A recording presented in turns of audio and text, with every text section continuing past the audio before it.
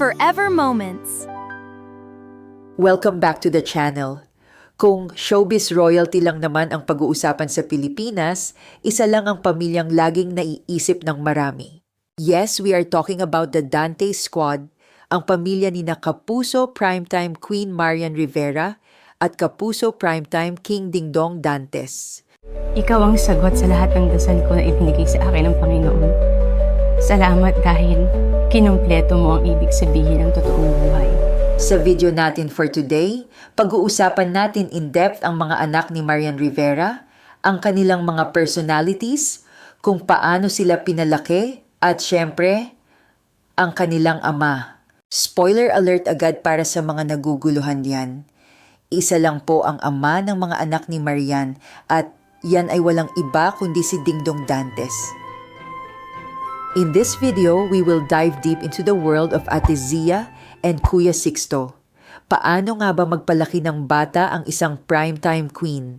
And how does Dingdong balance his busy schedule to be the ultimate family man? Kung fan kayo ng Dongyan, make sure to hit that like button, subscribe, and let's get into the video.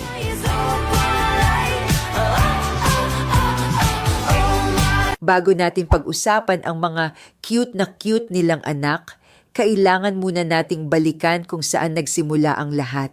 You can't talk about the kids without talking about the parents' legendary love story. Way back in 2007, nag-cross ang landas ni na Marian at Dingdong sa hit teleseryeng Marimar. Sino ba naman ang makakalimot kay Sergio at Marimar? Diba? The chemistry was explosive. After years of dating, they tied the knot on December 30th, 2014, in what was dubbed as the Royal Wedding of Philippine Showbiz. At palagi mo tatandaan na mahal kita, higit sa buhay ko. Ang grandioso ng kasal na yun. Pero despite the glamour, one thing was clear. Ready na sina Marian at Dingdong na bumuo ng pamilya. At hindi nga tayo binigo ng tadhana dahil the year after their wedding, dumating na ang kanilang panganay.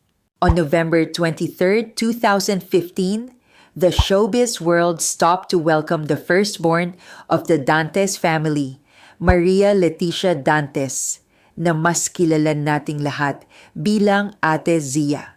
The father? Siyempre, Dingdong Dantes. Kapansin-pansin na nakuha ni Zia ang best features ng kanyang mom and dad. Pero as she grew up, nakita ng buong Pilipinas na hindi lang siya puro ganda. She is incredibly smart, witty, and very talented. Did you know na kahit bata pa lang, naging in-demand endorser na si Zia? From milk brands to vitamin commercials, sabay nilang ginagawa ito ni Marian. Pero ang pinaka nakakatuwa kay Zia is her genuine personality. Kung naka-follow kayo kay Marian sa Instagram, makikita nyo kung gaano kabibo si Zia. Gusto niya laging nagpe-perform, kumakanta, at minsan nagpapiano pa. Please don't take my sunshine away. And speaking of Halloween, undisputed champion si Zia pagdating sa mga costumes. From being Marilyn Monroe, an intergalactic alien, to Princess Jasmine, effortless ang pagka-slay ng batang ito. Credit of course sa napaka-hands-on niyang mommy Marian na nag-iisip at nag-aayos ng mga looks niya. Zia is the perfect combination of Marian's natural charm and Dingdong's quiet confidence. Isa siyang loving ate na laging nagbabantay at nag-aalaga sa kanyang nakababatang kapatid. Fast forward to April 16, 2019. Dumating naman ang bunso, for now, ng pamilya. Meet Jose Sixto Dantes IV, affectionately known as Sixto or Ziggy. Again, the father is Dingdong Dantes.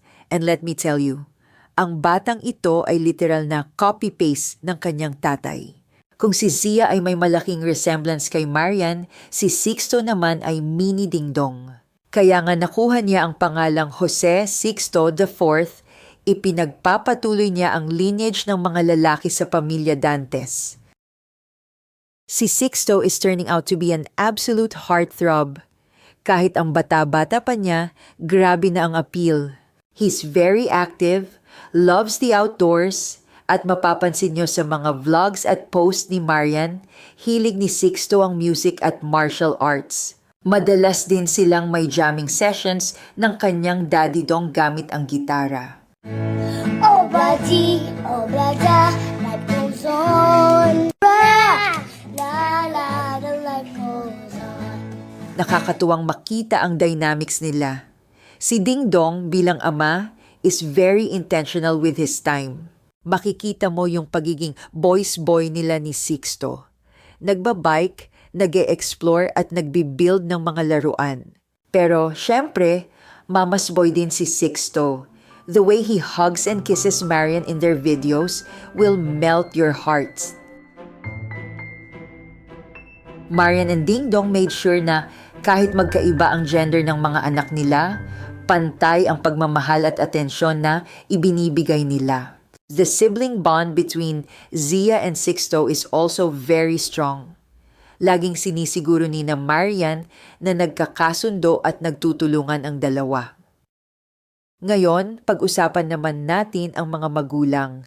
Ano nga ba ang sikreto ni na Marian Rivera at Ding Dong Dantes sa pagpapalaki ng dalawang napakabait at napaka-smart na bata despite the crazy world of showbiz?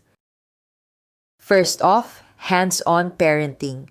After ipanganak si Zia and later on si Sixto, Marian consciously took a step back from doing heavy, daily teleseries. Priority niya talaga ang pagiging ina. She made sure na siya mismo ang nagpapakain, nagpapaligo, at nag-aasikaso sa mga bata, lalo na sa formative years nila. Isa lang yung pangarap ko talaga dati. Gusto kong maging nanay. At pag naging nanay ako, I'll give the 100% sa lahat ng makakaya ko. Ding Dong, on the other hand, is the anchor. Kahit busy siya sa pagiging aktor, TV host at sa kanyang mga businesses, he always makes time for his family. Isa sa mga love languages ni Ding Dong for his kids is taking beautiful portraits of them. Kung mapapansin nyo, ang daming high-quality magazine-worthy photos ng pamilya online at karamihan doon si Ding Dong mismo ang kumuha. To sum it all up, the children of Marian Rivera, Zia, and Sixto are incredibly lucky. Hindi dahil lumalaki sila sa yaman o sa kasikatan, kundi dahil lumalaki sila sa isang bahay na puno ng pagmamahal. Ang tanong ng bayan, susundan pa ba sina Zia at Sixto? Well, open naman daw sina Marian at Ding Dong if ever i-bless ulit sila ni Lord ng baby number 3. So kung ibibigyan man ni Lord ng ibang pagkakataon, why not? Pero ngayon, kung ano yung binigay niya sa aking pamilya, Lord, thank you dahil dun pa lang panalong-panalo na ako. Pero sa ngayon, they are enjoying every single moment as a family of 4. Kung nag-enjoy kayo sa video na ito, please don't forget to like this video, share it with your fellow Kapuso at Showbiz fans, and subscribe to our channel for more informative and entertaining updates. Hit the notification bell para laging updated.